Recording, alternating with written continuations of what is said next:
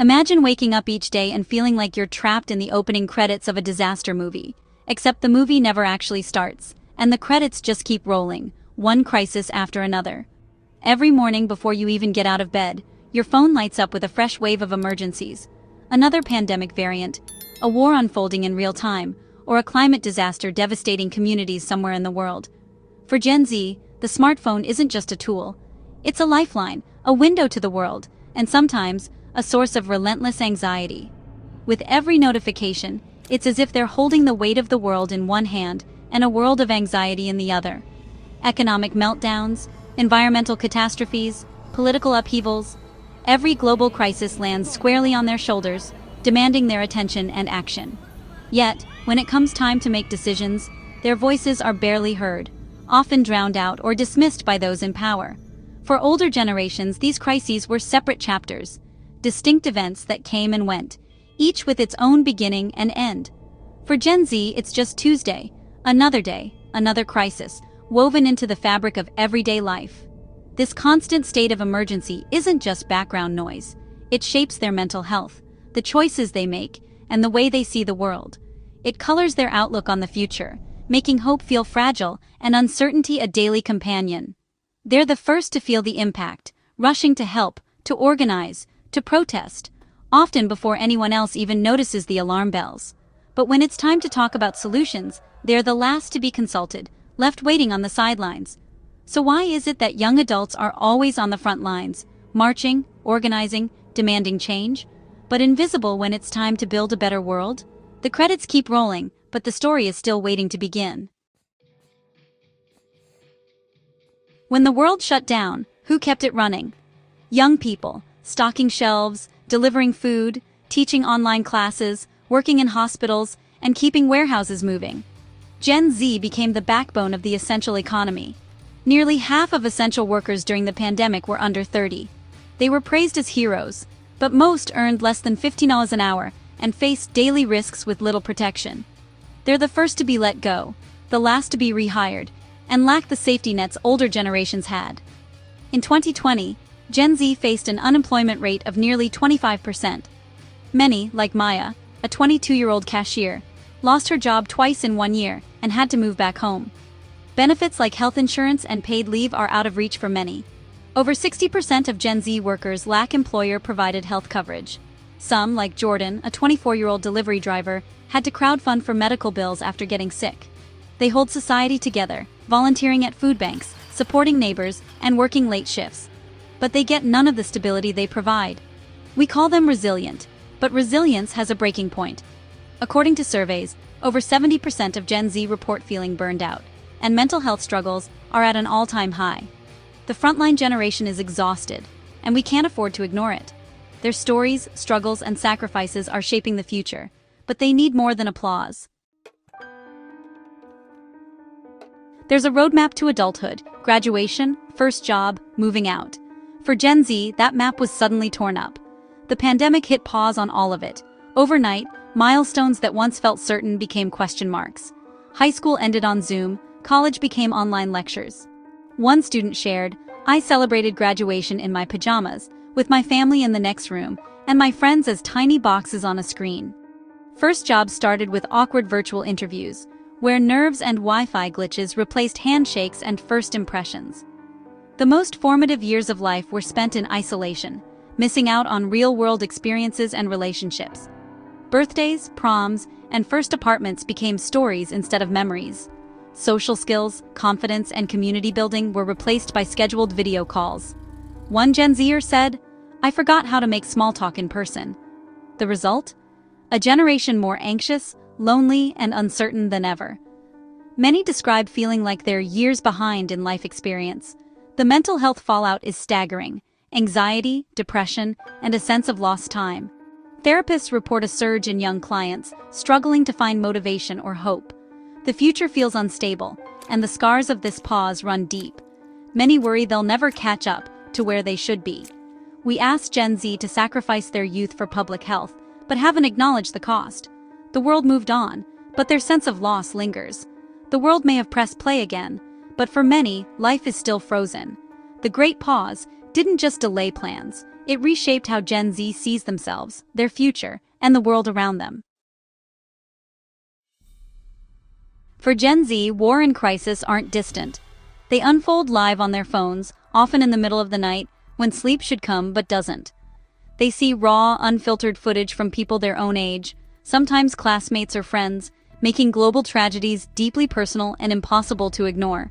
Doom-scrolling isn't just a bad habit, it's a way to bear witness, even as it takes a psychological toll.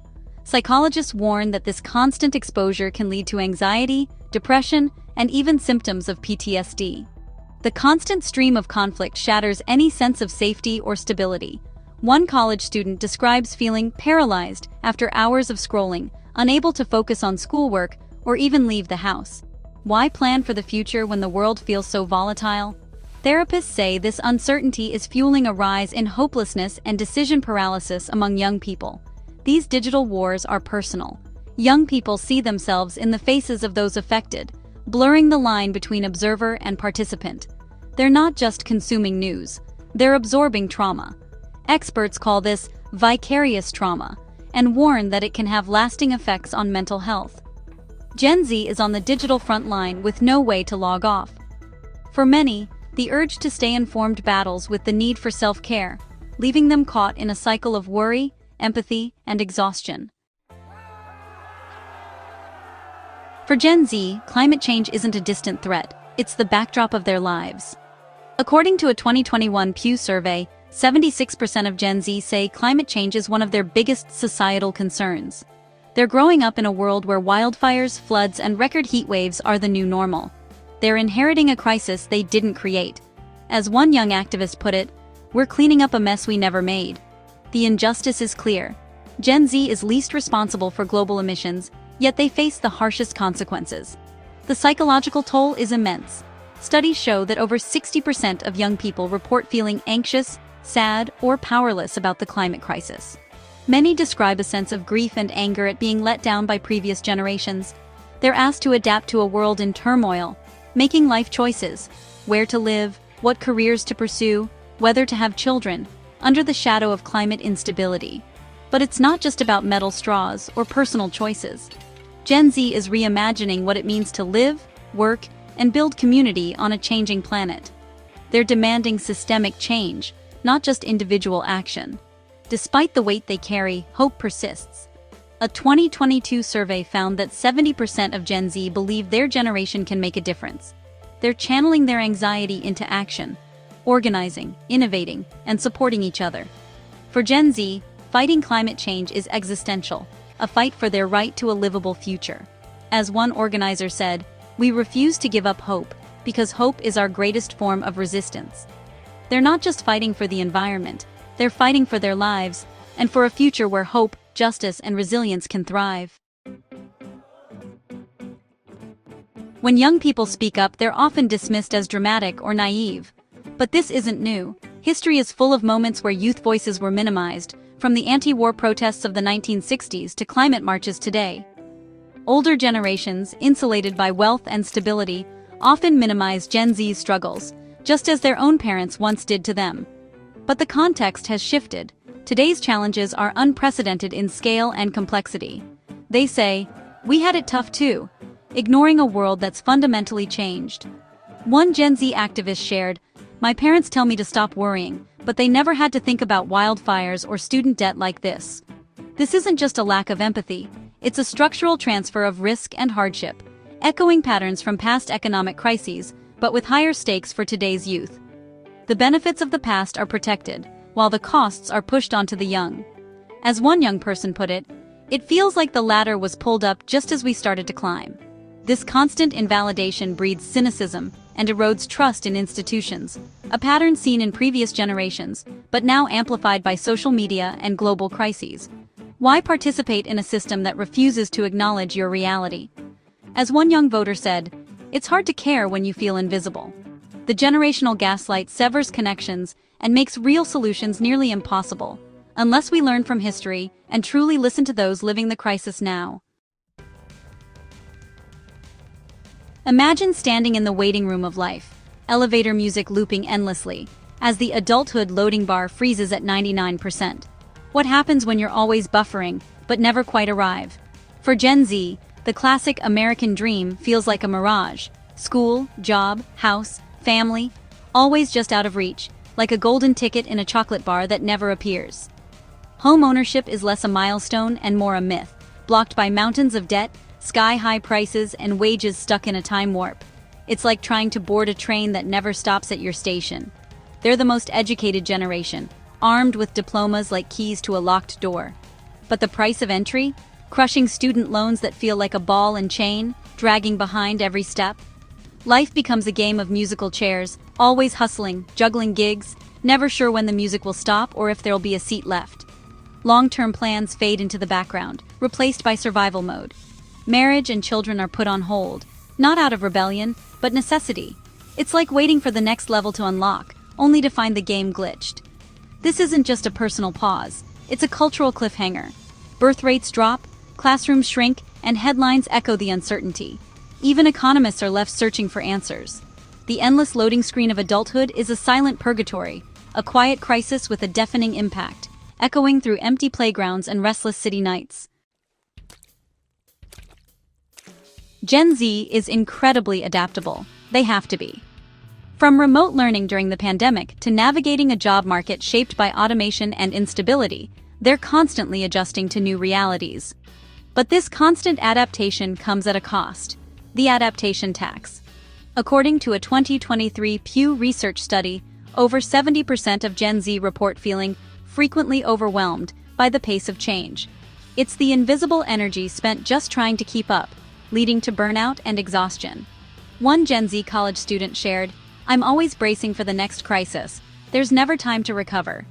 The pressure to always pivot, hustle, and reinvent is relentless. Many cope by seeking support online, joining mental health communities, or practicing mindfulness. But it's not always enough.